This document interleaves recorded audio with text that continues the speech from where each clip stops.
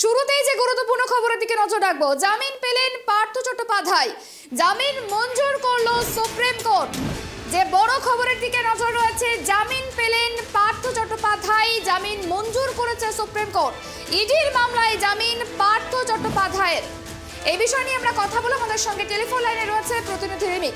Remake, Partha চট্টোপাধ্যায়ের অবশেষে জামিন মঞ্জুর করলো সুপ্রিম কোর্ট, ঠিক কি জানা যাচ্ছে এই বিষয়ে? একদমই দেখো, পার্থ চট্টোপাধ্যায়ের আজকে সুপ্রিম কোর্টে ইডির যে নিয়োগ দুর্নীতিতে ইডির দায়ের করা যে মামলা, সেই মামলাতে তার জামিন মঞ্জুর করেছে। আর পার্থ চট্টোপাধ্যায়ের পক্ষ থেকে তার জামিনের আবেদন জানিয়ে সুপ্রিম কোর্টে আবেদন করা হয়েছিল এবং সেই মামলা দীর্ঘদিন ধরে চলার পর গত 4 ডিসেম্বর সেই মামলার চূড়ান্ত শুনানি হয়েছিল এবং সুপ্রিম কোর্ট রায়দান স্থগিত রেখেছিল। আজকে সুপ্রিম কোর্টের পক্ষ থেকে সেই রায় দেওয়া হয়েছে, বলা যেতে পারে এক ধরনের বেনজির রায়। কেননা আমরা শেষ শুনানিতে 4 ডিসেম্বর যে শুনানি হয়েছিল, সেই শেষ শুনানিতে কিন্তু পার্থ চট্টোপাধ্যায়ের বিরুদ্ধে রীতিমতো ভর্ৎসনা করেছিল সুপ্রিম কোর্ট। তাহলে সুপ্রিম কোর্ট বলেছিল যে তিনি যদি সত্যি অপরাধী হন, একজন জনপ্রতিনিধি হিসাবে, তাহলে তিনি যদি জামিন পেয়ে যান, তাহলে সমাজের কাছে কি বার্তা যাবে, সেই প্রশ্ন যেমন তুলেছিল। পাশাপাশি পার্থ চট্টোপাধ্যায় ঘনিষ্ঠের বাড়ি থেকে, অর্থাৎ অর্পিতা মুখোপাধ্যায়ের বাড়ি থেকে কোটি কোটি টাকা উদ্ধার হয়েছে, বিপুল পরিমাণ টাকা উদ্ধার হয়েছে, সেই কথা মনে করানো হয়। এবং শুধু তাই নয়, সুপ্রিম কোর্টের বিচারপতিরা সেদিনকে বলেছিলেন যে পার্থ চট্টোপাধ্যায় সামনে একজনকে দামি রেখে পেছন থেকে দুর্নীতি করতে পারেন, সেই আশঙ্কাও কিন্তু প্রকাশ করেছিলেন। ফলে মনে করা হচ্ছিল যে ইডির দায়ের করা মামলায় সুপ্রিম কোর্টেও হয়তো পার্থ চট্টোপাধ্যায়ের বরাত খুলবে না। কিন্তু আজকে এই বেনজির রায় সুপ্রিম কোর্টে তাদের পরিষ্কার বলা হয়েছে যে পার্থ চট্টোপাধ্যায়কে নিয়োগ দুর্নীতিতে ইডির দায়ের করা মামলায় কিন্তু জামিন দেওয়া হয়েছে এবং শর্ত সাপেক্ষে সেই জামিনগুলো দেওয়া হয়েছে। এবং খুব গুরুত্বপূর্ণ, এই জামিনের প্রত্যেকটা অংশ কিন্তু খুব গুরুত্বপূর্ণ।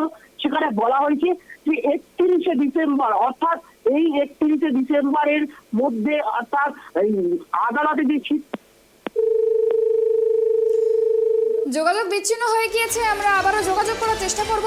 পার্থ চট্টোপাধ্যায়ের জামিন মঞ্জুর করলো সুপ্রিম কোর্ট। বেশ কয়েকটি শর্তের ওপর ভিত্তি করেই এই জামিন দেওয়া হয়েছে, বেশ কিছু শর্ত আরোপ করেছে সুপ্রিম কোর্ট, এমনটা জানা গিয়েছে। ইডির মামলায় জামিন পেলেন পার্থ চট্টোপাধ্যায়।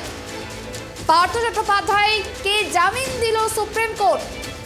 এর আগে নিয়োগ দুর্নীতি মামলায় বেশ কয়েকজনের জামিন হয়েছে, জামিন পেয়েছেন অর্পিতাও, এবং এই মামলায় এবার জামিন পেলেন পার্থ চট্টোপাধ্যায়ও। ইডির মামলা থেকে জামিন দিয়েছে সুপ্রিম কোর্ট। 1 ফেব্রুয়ারির মধ্যেই জেল মুক্তি হবে পার্থ চট্টোপাধ্যায়ের, এমনটাই কিন্তু জানানো হয়েছে।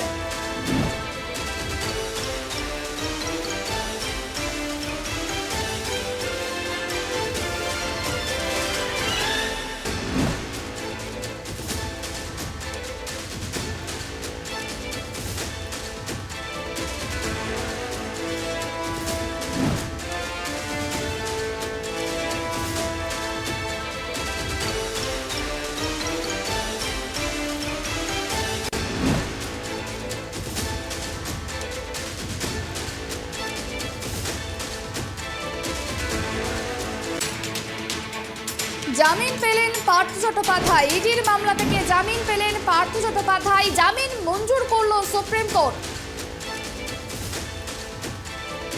অবশেষে জামিন পেলেন পার্থ চট্টোপাধ্যায়। যে বড় খবরের দিকে নজর রয়েছে, জামিন পেলেন পার্থ চট্টোপাধ্যায়। 1 ফেব্রুয়ারির মধ্যেই জেল মুক্তি হবে পার্থ চট্টোপাধ্যায়ের। পার্থকে জামিন দিল সুপ্রিম কোর্ট, কিন্তু বেশ কিছু শর্ত আরোপ করে দেওয়া হয়েছে। ঠিক কি শর্ত আরোপ করা হয়েছে, এই বিষয় নিয়ে কথা বলবো, প্রতিনিধি রয়েছে রিমিক। বেশ কিছু শর্ত সাপেক্ষে পার্থকে জামিন দেওয়া হয়েছে, ঠিক কি শর্ত আরোপ করেছে সুপ্রিম কোর্ট? একদমই দেখো সুপর্ণা, যে শর্তগুলো যে সুপ্রিম কোর্ট দিয়েছে, যে শীতকালীন অবকাশ, আদালতে যে শীতকালীন অবকাশ, অর্থাৎ শীতকালীন যে ছুটি পড়ে তার আগে, অর্থাৎ 31শে ডিসেম্বরের মধ্যে নিম্ন আদালত বা ট্রায়াল কোর্টে পার্থ চট্টোপাধ্যায়ের বিরুদ্ধে চার্জ ফ্রেম গঠন করতে হবে এবং জানুয়ারি মাসের 2য় বা 3য় সপ্তাহের মধ্যে এই মামলায় যে সমস্ত প্রত্যক্ষদর্শী বা সাক্ষী রয়েছে, যারা পার্থ চট্টোপাধ্যায়ের মতো প্রভাবশালী ব্যক্তি যে জামিন পেয়ে প্রভাবিত হতে পারেন বা আক্রান্ত হতে পারেন, সেই সমস্ত গুরুত্বপূর্ণ প্রত্যক্ষদর্শী এবং সাক্ষীদের আগামী জানুয়ারি মাসের 2য় বা 3য় সপ্তাহের মধ্যে সমস্ত বয়ান রেকর্ড করতে হবে এবং ট্রায়াল কোর্ট এবং ইডি এই কাজ শেষ করার পরই আগামী আগামী বছরের 1 ফেব্রুয়ারির মধ্যে পার্থ চট্টোপাধ্যায়ের জামিন হবে এই কথা বলেছি। এবং পাশাপাশি যেটা খুব গুরুত্বপূর্ণ একটি যেটা শর্ত রয়েছে যে জামিন পাওয়ার পর পার্থ চট্টোপাধ্যায় কোন রকম সরকারি পদে বসতে পারবেন না বা কোন রকম মন্ত্রিত্বে যেতে পারবেন না, মন্ত্রিত্ব দিতে পারবেন না। অর্থাৎ যদি পার্থ চট্টোপাধ্যায় জামিন পান 1 ফেব্রুয়ারির পর, তাহলে তিনি কিন্তু কোনো সরকারি পদে বহাল হতে পারবেন না বা তিনি মন্ত্রিত্ব ফিরে পাবেন না, মন্ত্রিত্বে বসতে পারবেন না মন্ত্রীর পদে। কেননা আমরা জানি তিনি যখন শিক্ষামন্ত্রী ছিলেন, সেই শিক্ষামন্ত্রী থাকাকালীনই তার বিরুদ্ধে কিন্তু এই নিয়োগ দুর্নীতির অভিযোগ ওঠে এবং তাকে ইডি এবং সিবিআই গ্রেফতার করে। ফলে জামিন পাওয়ার পর কোনোভাবেই পার্থ চট্টোপাধ্যায় কোনো সরকারি পদে বসতে পারবেন না বা মন্ত্রী হতে পারবেন না।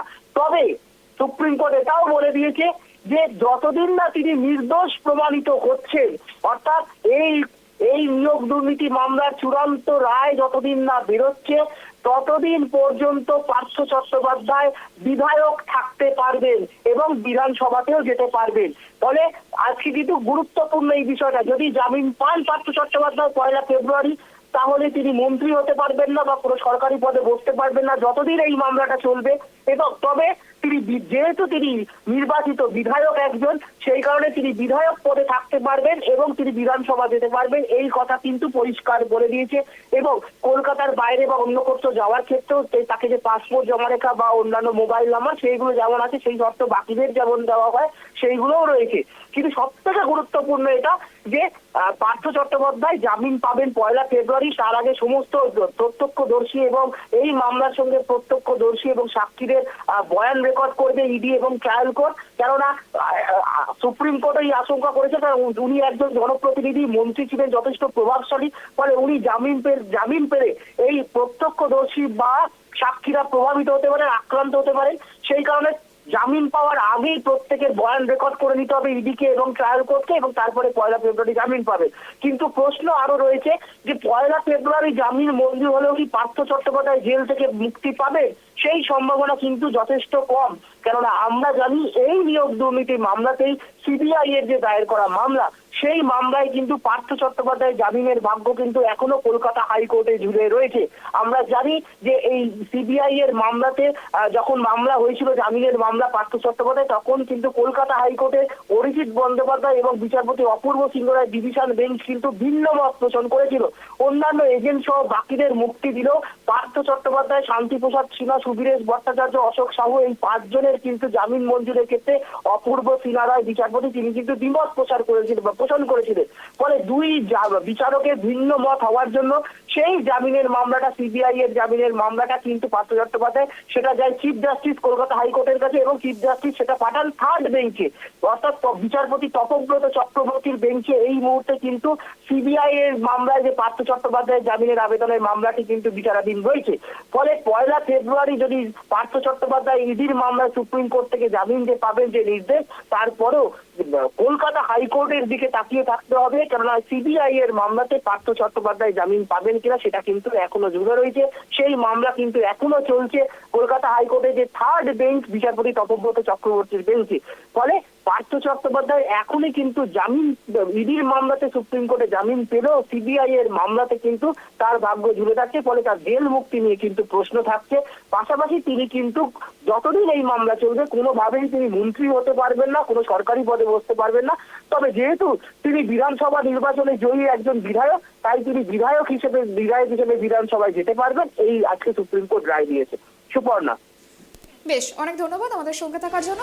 অর্থাৎ যেটা জানা গেল, পার্থ চট্টোপাধ্যায় ইডির মামলা থেকে জামিন পেলেও এখনো কিন্তু তার জেল মুক্তি হচ্ছে না, কারণ সিবিআই এর মামলায় আপাতত জেলেই থাকবেন পার্থ চট্টোপাধ্যায়।